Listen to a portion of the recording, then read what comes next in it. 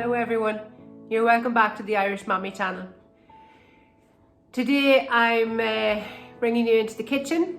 I woke up this morning a little bit groggy and it just reminded me that I hadn't made my elderberry syrup yet for the year. So I'm going to bring that recipe to you, but in the meantime I have all the cauldrons on the stove. You can see them there behind me. I have more than just elderberry syrup as one of my defences for the winter months. So I'm putting lots on the stove and in the oven, not bringing the recipes for those, but I'll be getting started on most of those pots behind me there on the stove, and I'll also be bringing you my elderberry syrup recipe as well. I also like to make comforting, healing foods when there is anyone sick in the house. One important ingredient in these meals would be bone broth. Here I'm making vegetable soup and adding chicken bone broth, which I made myself and canned. Of course, chicken bone broth has many medicinal benefits as well as nutritional benefits.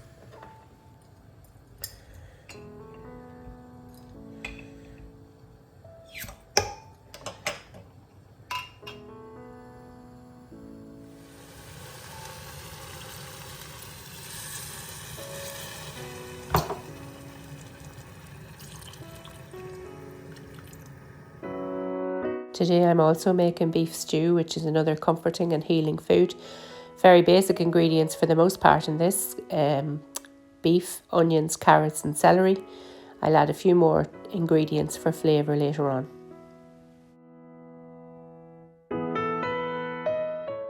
And back briefly to the soup. I like to blend mine with an immersion blender to a nice smooth consistency, but of course you can blend it to whatever consistency you like.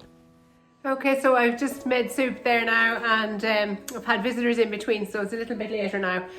I had the stew started earlier on. You may have seen some of that being started, and now I've that back on the heat. I turned it off the heat while I had my visitors.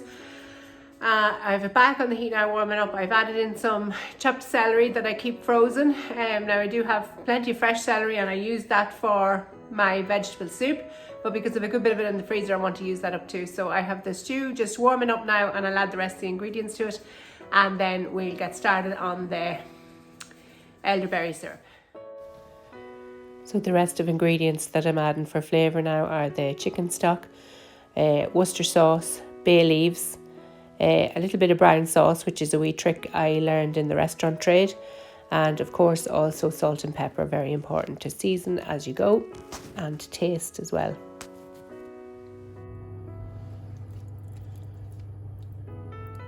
Okay, so these are my ingredients here. These are my elderberries. Now I've had these frozen in the freezer since last year, twigs and all, because if you are gathering them from the wild, that's the handiest way to get them off the branches, is to freeze them. But you can see they have fallen off there. If you dig deep down, you get the berries on their own. Now I'm not worried if the twigs go in with these. I'm going to be straining this through a muslin cloth anyway. Obviously I'll take the bigger twigs out of it, but there will be probably still little bits of twigs left in it as well. So these are frozen, fresh elderberries that were foraged last year. They should still be on the trees at the minute. I have seen some just recently.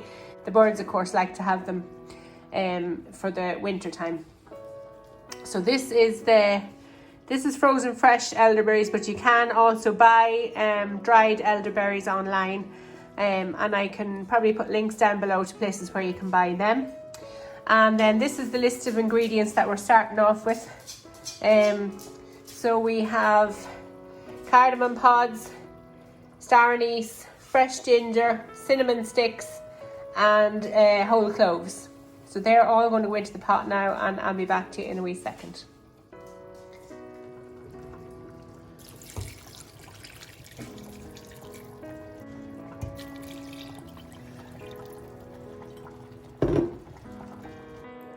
Okay, so while the syrup is coming to the boil there, I just said I'd talk to you a little bit about elderberry syrup. So I think I've said already that this is the first go-to I have when there's any bit of a sniffle or anything in the house, or a scratchy throat, or even sickness, upset tummies or anything like that. I would take out the elderberry syrup as the first defence. This is going to boil, come to the boil and simmer now for about a half an hour. and I'll then be straining it and adding sugar to it. But I suppose the kids, because they know what's in it, they may not just be that keen on it, so I do kind of hide it on them in different things. So I do add it into like hot blackcurrant cordial or warm blackcurrant cordial, and I might add raw honey into it as well. And then if they did have an upset tummy, I would probably add in ginger syrup, stem ginger syrup, and diorolite as well, because oftentimes if they've an upset tummy or if they've been sick, they probably need a bit of diorolite just to bring them back as well, to help them retain fluids. For myself, I just added into an echinacea tea, and I could add something like rosehip jelly or rosehip syrup in as well. Of course, rosehip syrup and jelly will be high in vitamin C as well, which the elderberry syrup is also high in. But you know, that's the first recommendation when you're sick with cold or flu or anything like that, is to get lots of vitamin C in. So that's one way to do it naturally. Now, as for doses, I would not recommend doses for anybody, because I'm not medically trained or anything, or even in herbal medicine. I have absolutely no training in herbal medicine, so I would advise that if you are interested in finding out the doses, to do your own research. There are some people online who you can research that might give you more details on the type of doses to take for different ailments. But I take this even when I'm not under the weather. You know, I often would add it into a herbal tea or something, just because I actually enjoy the taste of it. The elderberries that I have here, I said they were frozen, so I picked those last year off my sister's tree. I totally overestimated the amount that I'd need, so I had far too many, but I've kept them in the freezer since last year. But you can source dried elderberries online. So I'll have the recipe down below for this that I've used. Now, I've trebled the recipe here, but if you're using dried elderberries, you actually will only need half the amount, because they probably weigh about half as much when they're dried, so you'll get away with half the amount if you're using dried. So just bear that in mind. And there are many sources online for ordering dried elderberries. So the benefits of elderberry syrup are well known at this stage, but again, I'm not going to be giving any advice or making any claims as to the medicinal benefits, but I would urge you to do your own research and check out the benefits too. And of course, if you have any allergies or anything else, just be cautious. But it's definitely something I recommend having in the house. It comes in useful over the winter months, definitely. Just when all those little sniffles and scratchy throats and coughs and things like that started, you know, especially when there's kids in the house, they're going to pick up all these little bugs and little illnesses in school, which they have to pick up. It's all part of building up their immune system. But you know, none of us like them to be sick or under the weather even, so definitely this is a good thing to have in the fridge. Which brings me to the storage of this. So you'll see me now, I'll be going through the motions. So this syrup is just going to simmer for about a half an hour.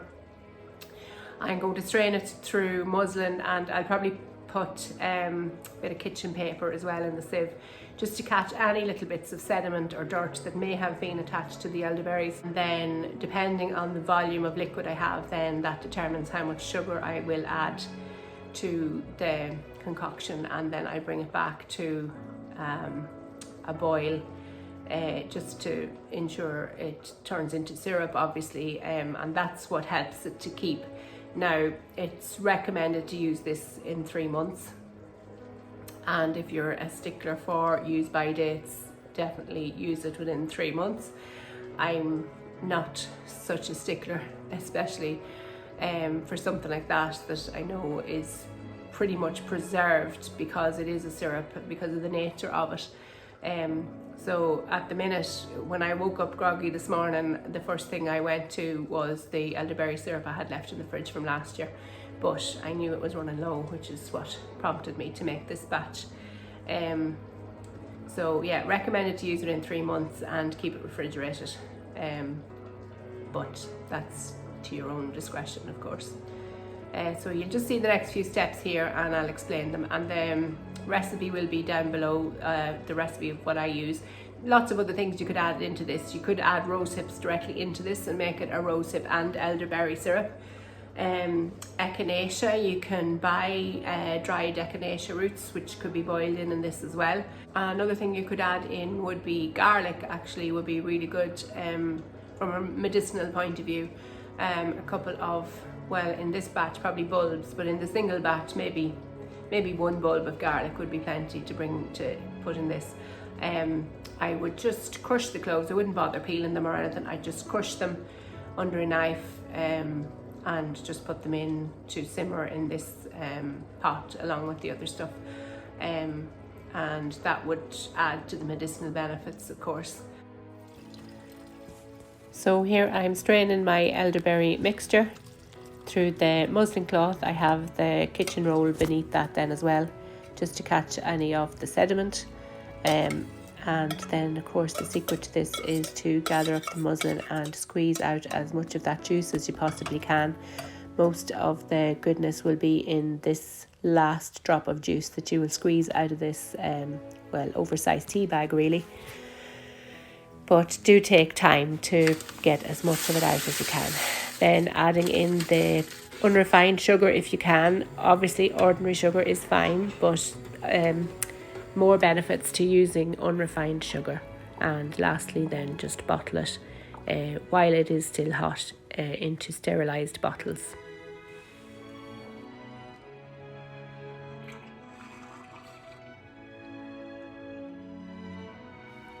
And this of course makes a brilliant gift for people as well. I hope you've enjoyed watching this video and learning how to make elderberry syrup. If you have any questions, please put them down below, and as always, please like this video and subscribe to the channel if you haven't already. Thank you very much for watching, and we'll see you in the next video.